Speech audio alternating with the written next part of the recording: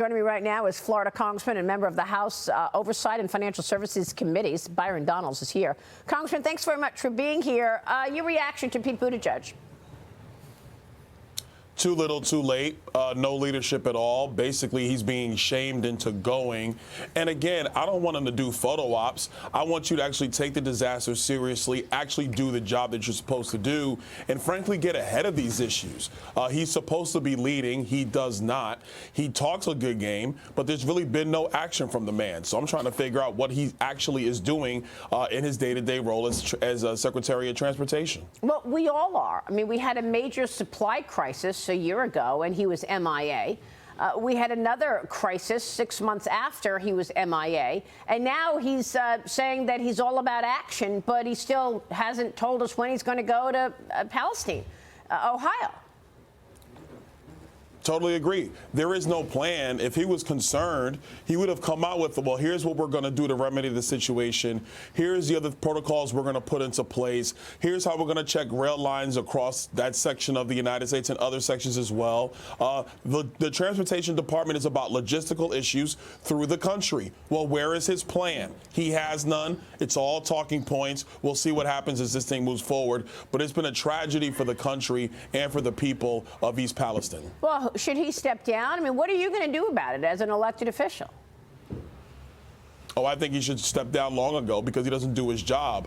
What we need to do is actually investigate him in the Oversight Committee, see what actually is happening with his role in oversight and how they're either doing the job or not doing the job. Because one thing is clear with this administration, and it's not just what's going on in East Palestine. We're seeing it here in Southwest Florida. FEMA still has 3,200 people on the waiting list to get trailers, and they're using the excuse of a floodplain as to why they can't bring trailers in to help people in my congressional district. This administration does not lead.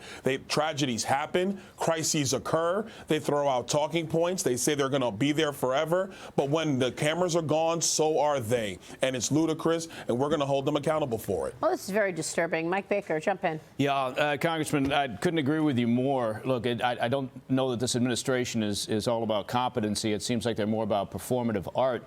But all that Pete Buttigieg would have had to do was show up at the time of this tragedy, of this mishap, this accident, however you want to phrase it, with members of the NTSB and the Pipeline and Hazardous Materials Administration and others, and be there, right? It's not a photo op, it's leadership.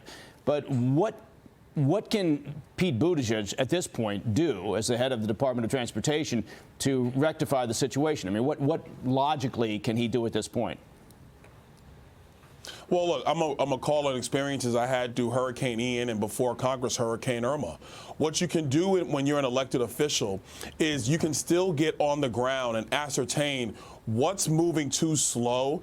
Because of his title, because of his position in the administration, he has the force of will to either A, get to the president to get it done quickly, or to move those resources in a much more expeditious fashion. Yeah. I've seen it done firsthand here on the ground where you work between agencies and, you know, if I make a call and I say, hey, I know you said you're going to do this, but it needs to happen tomorrow, people hop too.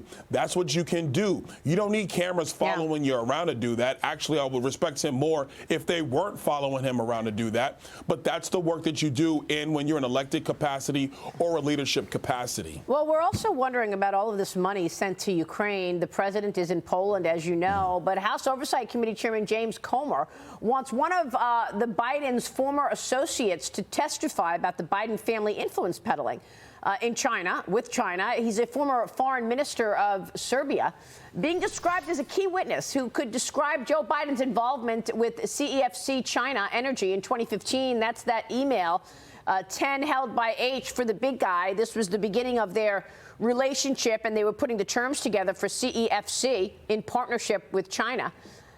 We still are questioning why Joe Biden never keeps China to account. COVID-19, a cover-up, no investigation of the origins of COVID-19, years and years of intellectual property theft, and now the spy balloon, the surveillance on American citizens, and yet Joe Biden doesn't raise any of these issues with Xi Jinping. No, he doesn't. And the issue that we're seeing very clearly is that his son and his brother have been engaged in business dealings with the Chinese government for many years. One of the reasons that Joe Biden, in my opinion, is pushing for solar panels and electric batteries and electric vehicles so hard is because his son facilitated the sale of a cobalt mine to a Chinese company. Cobalt is critical in the creation of electric batteries for electric vehicles, critical element for solar panels. So we know that there are serious issues affecting America's domestic and international policies with respect to China. This is why oversight has to investigate these matters. Because if the president is basically in cahoots with the business dealings of his family and he's setting domestic and international policy, that's a serious issue for the American people, and we're going to get to the bottom of it. This is so disturbing, Congressman. We're going to be watching how this plays out and where this goes. Thanks very much for being here this morning, Congressman. Thank you.